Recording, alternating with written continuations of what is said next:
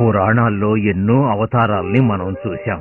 రాముడు, కృష్ణుడు ఎన్నో అవతారాలు.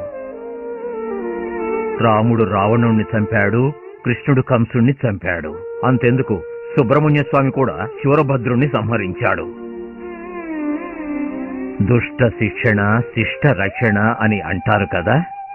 ఆ భగవంతుడు దుష్టుల్ని సంహరించి తనకిష్టులైన వారిని రక్షిస్తూనే ఉంటాడు.